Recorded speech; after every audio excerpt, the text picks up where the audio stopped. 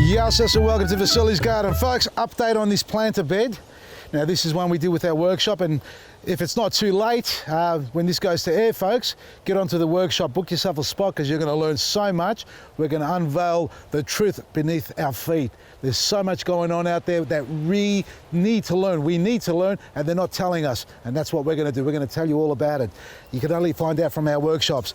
Now, we planted this bed, and I put a tomato plant in here, be it all too early, because these were brought on from the growers, meaning they were grown in a controlled environment, liquid fed to the cows came home, which is something that I don't like them doing, because they're using synthetic fertilizers. None of them use anything natural.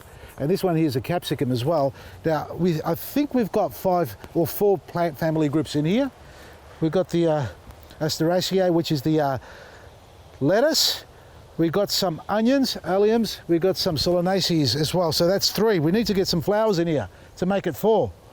I'm not sure where the beetroot falls. I can't remember. Got to look that one up.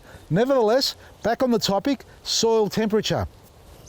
It needs to be at least 10 nights in a row of minimum 10 degrees. That's what I've been told. That's the research before you can plant your tomatoes. Well, I can guarantee you it hasn't been 10 nights in a row 10 degrees, because we had a couple of frosty nights straight after we planted this tomato. But I got this little plant protector around it, which is fantastic. And I'm going to quickly test the soil temperature here. It's sitting currently at about 17 degrees or 16 degrees. Let me turn it around so you can see it the right way up. There we are. Now we're looking at Fahrenheit, the inner number, and the outside number, which is in between 10 and 15, it's 13 degrees. So the temperature currently in this soil is, let's say, 13 degrees, which is good.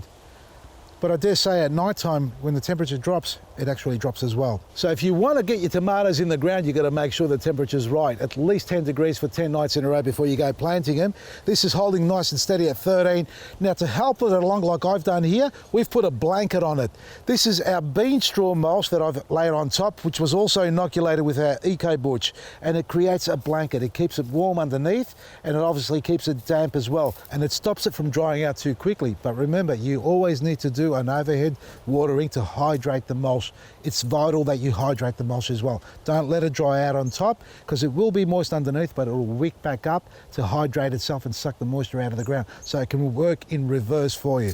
And when you do hydrate it, at least every fortnight, use our EcoButch and Liquid Gold. That's the best way to stimulate microbial activity, because it's all about the life in the soil, not the fertilizer you buy, the synthetic stuff that you feed your plants and disconnects it from the earth.